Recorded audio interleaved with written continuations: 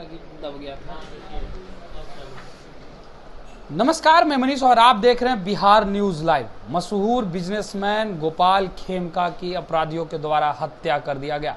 इसके बाद बिहार की राजनीति गर्म है। विपक्ष के लोग सवाल कर रहे हैं और कह रहे हैं कि बिहार में गुंडा राज स्थापित हो गया। इसी मुद्दे पे बात करेंगे। हमारे साथ मौजूद हैं आरएलएम के प्रदेश प्रवक्ता, माफी चाहेंगे, आरएलएम के अनुसूचित जाति के प्रदेश अध्यक्ष अशोक राम। अशोक जी, तेजस्वी यादव कह रहे हैं कि गुंडा राज स्थापित हो गया है बिहार में, कैसे देख रहे हैं? देखिए, ये जो घटना हुई है दुखद घटना है, इसको हम लोग निंदा करते हैं, पुरजोर इसका हम विरोध करते हैं। जहाँ तक बात है तेजस्वी जी विपक्ष का नेता हैं और निश्चित रूप से वो बात को अपना रख रहे हैं, उनका काम है इस तरह से पक्ष को बात को रखना। लेकिन घटना दुखदायी है, ऐसी घटना नहीं होनी चाहिए, इसको हम लोग निंदा करते हैं। लेकिन लगातार आरोप लगाना, लॉ एंड ऑर्डर पर सवाल करना और ये कहना कि घटना के 3 घंटे बाद पुलिस पहुंची, सक्रियता बिल्कुल भी नहीं दिख रही है। कहीं ना कहीं नीतीश सरकार की जो है फेलवर दिखा रही है।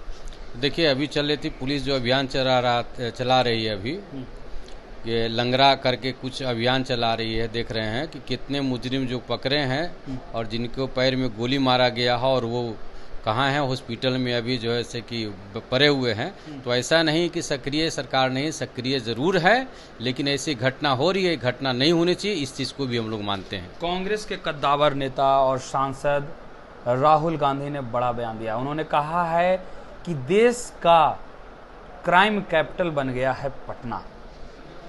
राहुल जी का पूरा ध्यान बिहार पर है और बिहार को, जनता को बदनाम करना है, गुमराह करना है।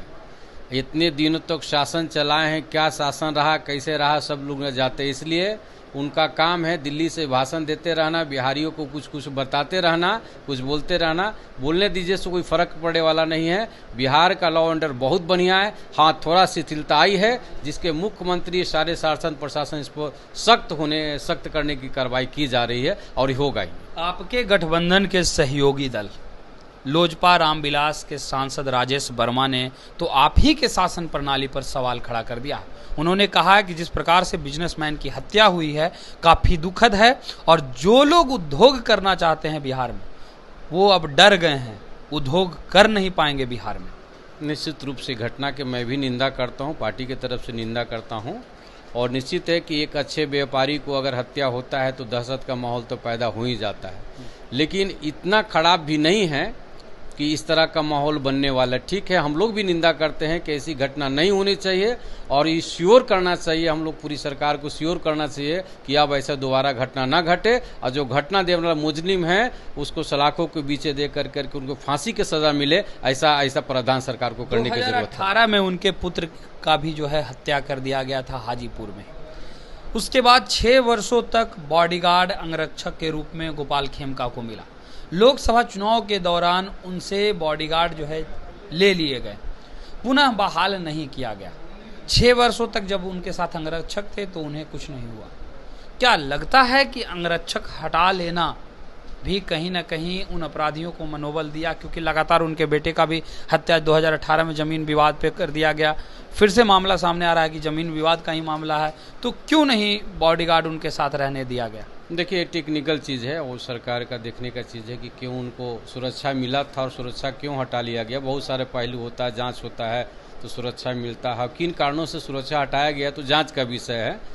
बट बड़े उद्योगपति थे, निश्चित रूप से तो बड़े उद्योगपति होते, बड़े बिजनेसमैन तो खुद सुरक्षा में चलते हैं। लेकिन घटना हुई है, ये सत्यता है कि घटना हुई है, ये घटना नहीं होनी चाहिए, ये हम इसको मानते हैं। आखिरी सवाल लालू जी के परिवार से जुड़ा हुआ। राबड़ी देवी बौखला गई, गुस्सा में बोल रही हैं और उन्होंने कहा है कि हर घर में भाई भाई के बीच बंटवारा होता है। कुछ भाई वनवास जाते हैं तो कुछ भाई के हिस्से में मिलता है। सिर्फ सबकी नज़र लालू, तेजस्वी और राबड़ी के घर पे पड़ा हुआ है, क्या कहेंगे? देखिए, राबड़ी जी बिहार के मुख्यमंत्री रही हैं, सम्मानित नेत्री रही हैं। मैं आग्रह करूंगा उनसे कि बड़े भाई कहलाने से सिर्फ नहीं होगा। अगर बड़े दल बड़े भाई हैं तो सभी भाई को बराबर हिस्सेदारी बांट करके उनको एक मिसाइल काम करना चाहिए। सिर्फ बड़े कहलाना, बिहार का मुख्यमंत्री अपने आप को घोषित कर लेने से काम नहीं चलेगा। जो गठबंधन में उनका लोग हैं, राबड़ी जी को चाहिए लालू प्रसाद जी को चाहिए कि जितने दल है उनको बराबर बराबर में उनको भी हिस्सेदारी दें।